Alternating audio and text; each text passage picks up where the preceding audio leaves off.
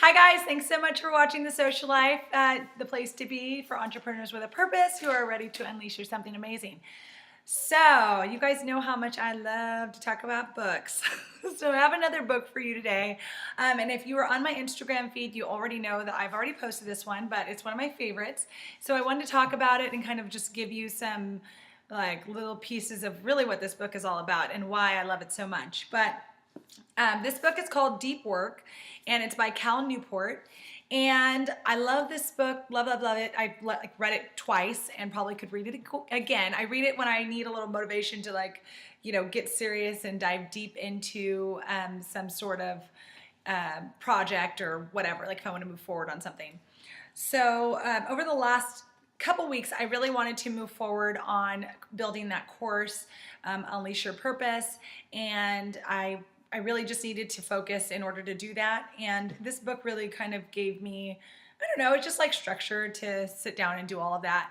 And really it's all about creating rituals to help you put your mind in the right mind frame of like, we are doing a project and we are going to move forward on that project. Now, I think it was a New York Times writer in this book that talked about how creative minds are like artists that work like accountants. And I think sometimes a lot of my friends don't understand how I always am in my head and I'm always like thinking of new ideas and things like that. But on the other hand, I can be very rigid with my time. And the reason I'm that way is because I really, if I'm not rigid with my time, like I will just be wherever, like where'd that hand go? Ooh, like wherever.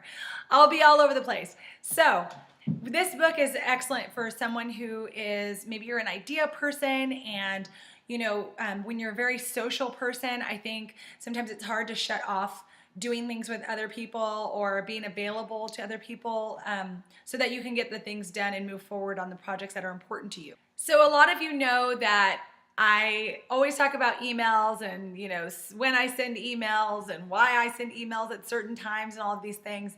And I just want to read you like a quick excerpt from this book because it really does talk about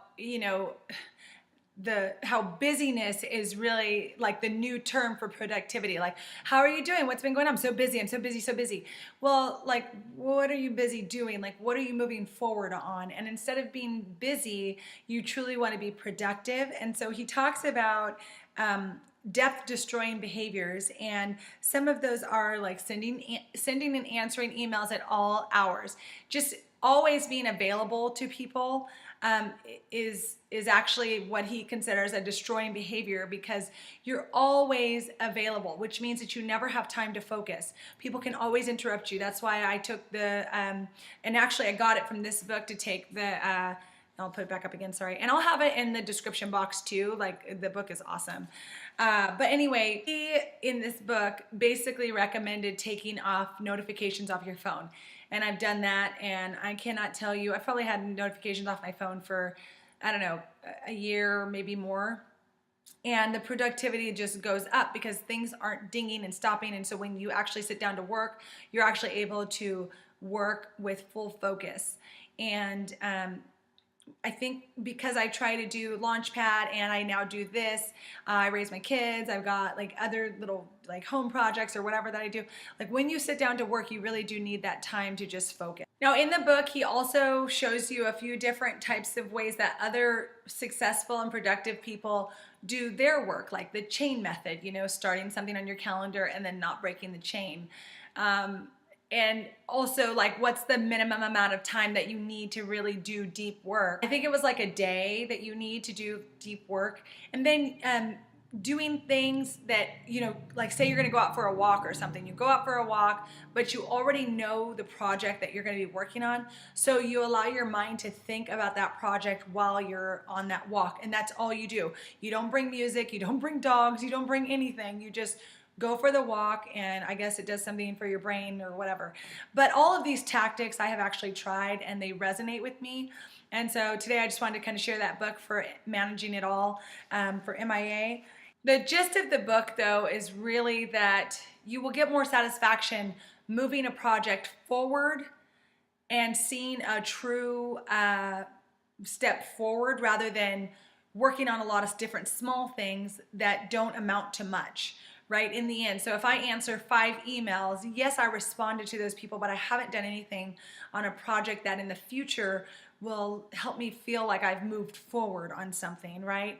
Like, you should be making big strides on projects rather than completing these smaller little tasks that you feel like are helping you complete something, but really you're just doing busy work. That's why I talk about sometimes answering emails like at 9 o'clock at night and then using Boomerang and having them scheduled. Because by 9 o'clock at night, I mean, I'm not gonna really do any real brain work. I'm not gonna be focusing on anything serious. And so it's kind of putting those smaller tasks later and then using your time when you're the most efficient on the bigger task and bigger goals that are gonna move you forward in the future. I hope that makes sense. It's a very interesting book. To me, it was fascinating. He talks about reasons that you should have downtime. If you know, I mean, there's just so much to this book. There's so much. So I'm just hitting really like the small little points. But if you're interested, I would totally get it. But basically, he talks about downtime, how downtime obviously helps recharge your energy. Downtime aids insight, and I'm looking through it right now because I want to tell you guys this. The work that evening downtime replaces is usually not that important. Yeah, so that's the one thing that I was gonna say is like the work that you'll probably do in the evening at the rate that your brain is gonna be working, unless you're maybe a night owl, is not that important. Like, it's not gonna move you forward on anything. And his whole point is about moving goals forward. He talks about having a shutdown ritual. So, you know, closing the computer, maybe you put your hands on the computer and say it's time to shut down, and then give yourself, you know, a period of time in between when you have to go to the next phase of whatever it is that you're doing to basically reprogram. I don't know, I don't want to say reprogram your brain, but to change the way you think and your mindset to move into the next phase of whatever it is that you do in your life. One of the things he talks about in the book is attention residue, how if you switch from one thing to something else, you still are actually focused on the last thing you were doing, and how that makes more of the time that you have to switch over to do something new. You actually spent less time doing whatever it is. You spent most of that time switching over from your last task. I mean, there's just so much good stuff in the book, and he has a great way of organizing all of that information and then giving it to you in a way to make you think and a way to help you incorporate it into your own daily life. And so anyway, if you want to be super efficient and you want to get some really good ideas on how to get control and really focus in on bigger projects, this is a great book. It's Deep Work by Cal Newport. I don't even feel like my review even gave it justice. Anyway, Cal Newport, Deep Work, the bomb.